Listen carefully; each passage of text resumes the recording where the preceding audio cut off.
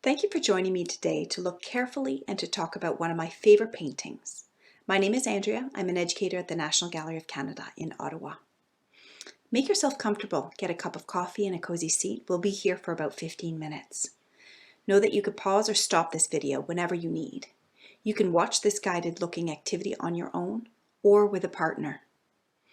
You might benefit from turning on the captions to read my words if that helps you to better understand. Slow looking is an approach based on the idea that if we really want to get to know a work of art, we need to spend time with it. And in that time, you'll find things that maybe you never noticed before. Today, I'm going to show you a work of art in the gallery's collection. I'll ask you a few questions to think about, and I'll also share some of the things I find interesting about the work. When we take time to look carefully at an artwork, we see and we learn new things. So let's get started. Let's just look quietly at this painting together for a few moments. Notice where your eyes wander. Notice what you like most about the picture, the colors, the style, the story. This is a painting by Paraskeva Clark from 1937. It is titled Petrushka. It's a good-sized painting. In length, it's about 2/3 as long as your bed.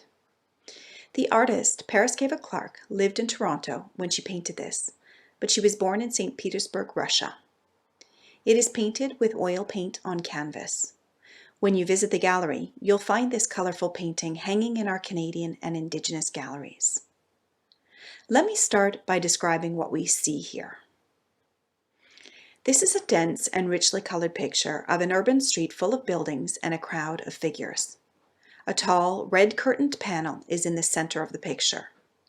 On top, 3 puppets are acting out a scene. We'll come back to them in a moment. In the foreground, 17 figures surround the red podium. They seem assembled for a performance. Each person is distinguishable from the next. Some look distressed, others laugh, some show indifference, and others seem to be part of the spectacle. In the background, 4 colorful buildings confine the performance and the spectators. The dark red and pale green buildings reach up toward the left, and the yellow and peach-colored buildings reach up toward the right. A very narrow triangle of blue sky can be seen in the far center background between the pale green and peach buildings. At the meeting point of the 2 buildings in the center emerges a brown, leafless tree. Covering the bottom of the center buildings furthest away from us is a divider. This looks to be narrow gray pointed boards bringing to mind a Gothic point fence. However, instead of a horizontal line like we might expect, the fence line is lower on the left and higher on the right. This fence forms the theatrical backdrop and frames the puppets. In the middle ground, toward the right of the picture, the street peeks out. The shapes are gray semicircles, making me think they are cobblestones. The street also acts as a backdrop to the only figure we see almost entirely head to toe. This young blonde man wears a large drum on his back and seems to be dancing to his rhythm, pointing his right finger up toward the puppets. Peeking out of the red panels, or the stage, 3 puppets are caught in action. On the left, a smiling, uniformed policeman looks directly at us. In his right hand, he holds a gun, and in his left hand, he dangles a man by his suspenders. The upside-down puppet has his hands outstretched toward the ground, his face away from us. He has short brown hair, a blue striped shirt, and brown trousers. On the right, a tuxedoed, portly man wearing a black top hat smiles at the policeman. He carries a white round sack with a $sign in each hand. So now that I've described many of the elements in this picture, what do you think is going on? There is clearly a story to tell, isn't there? What is happening? Let's start with the title, Petrushka. Petrushka is the comic hero of Russian puppetry, here dressed as a laborer. Historians differ about his origins, but there is no doubt that Petrushka comedy, or in short, Petrushka, was performed at least since the 1840s with glove puppets above a portable screen. The Petrushka show consisted of a series of about 7 scenes in which the hero was confronted with various characters.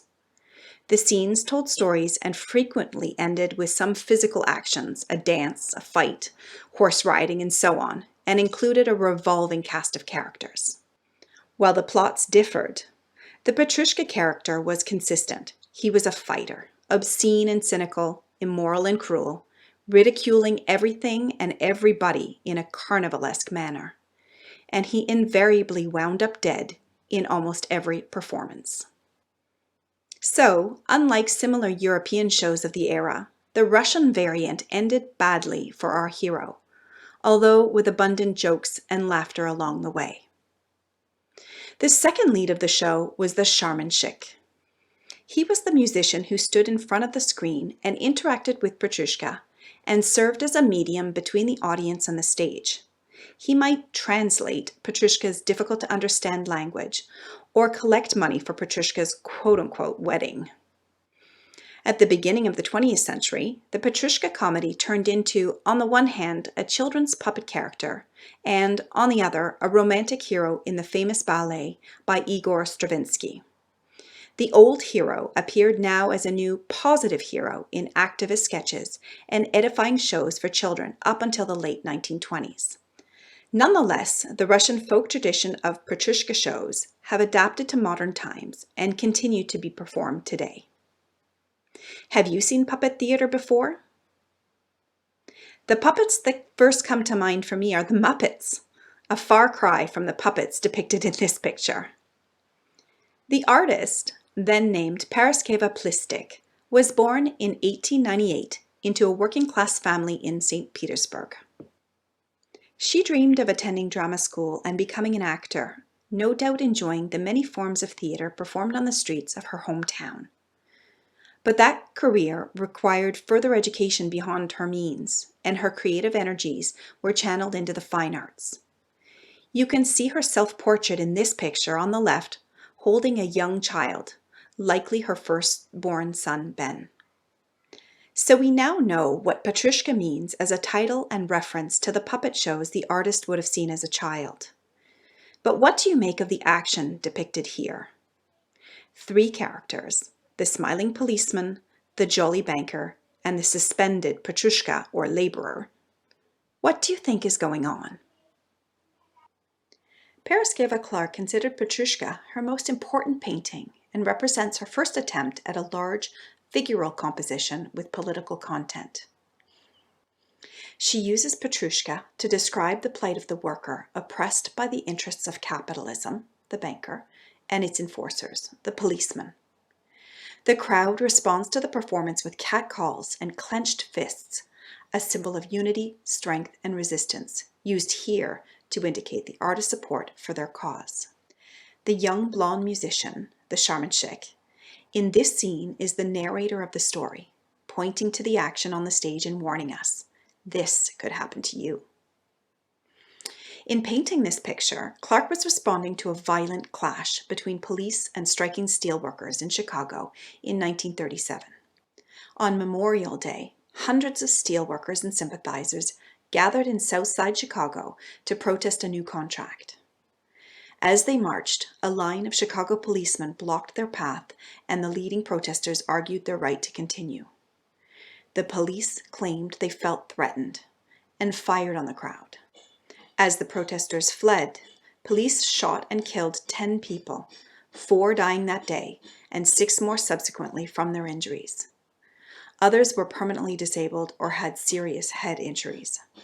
In the wake of the massacre, the newsreel of the event was suppressed for fear of creating mass hysteria. However, the story was published in the Toronto Daily Star 1 day later on June 1, 1937.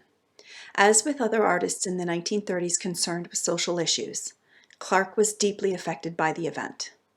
She taped the newspaper article to the back of this picture, which remained in her possession until the National Gallery of Canada purchased it in 1976. How does this painting make you feel?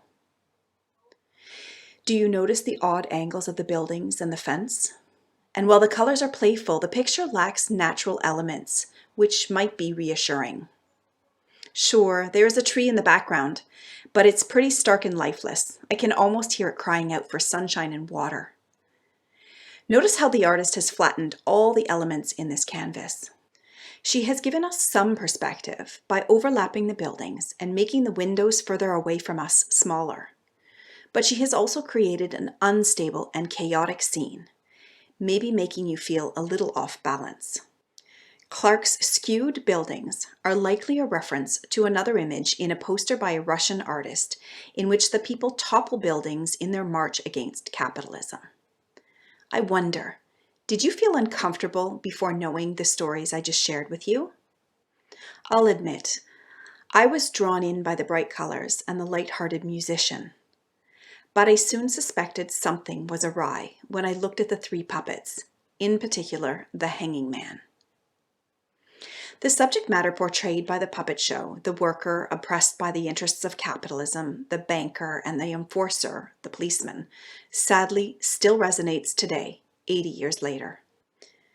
What fascinates me about this painting is how the artist is able to combine her childhood memories with a specific event to create a compelling but veiled visual document.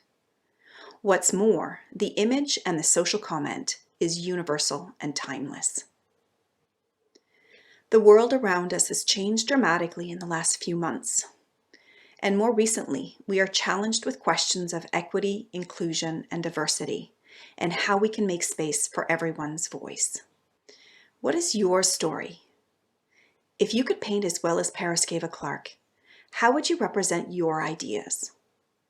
How would you represent the injustices you have experienced yourself, or that you see around you?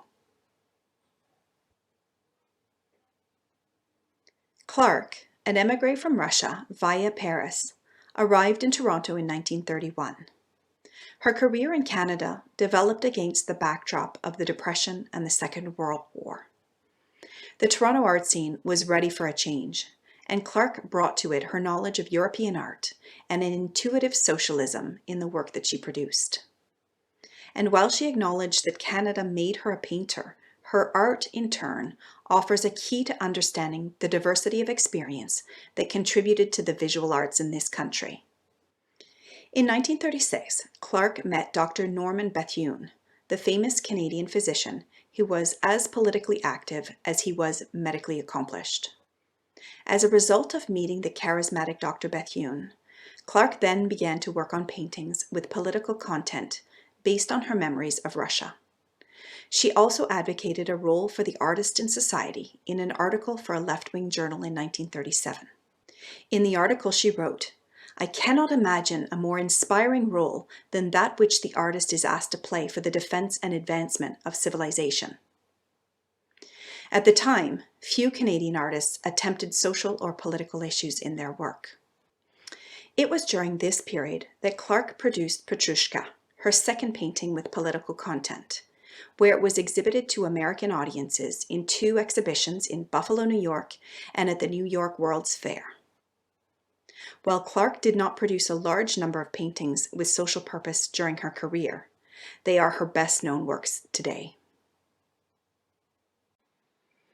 When you look at this picture, are there things that seem familiar to you? Does anything spark memories of your own?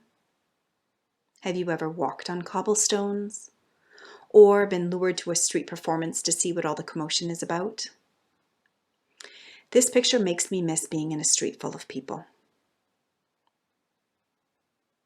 Parasceva Clark's 1937 painting, Petrushka, is the artist's social commentary on a violent clash in Chicago that she read about in the newspaper, rendered through her memories of popular puppet shows from her childhood in St. Petersburg. What is your favorite part of the picture? Are there things in this picture you're still wondering about? Spending time looking carefully at an artwork reveals all sorts of mysteries, and sometimes even raises more questions. Thank you for joining me on this guided looking activity with one of my favorite pictures at the National Gallery of Canada. This picture can be found hanging in the Canadian and Indigenous galleries. I hope you'll visit the Real Paintings soon. Goodbye.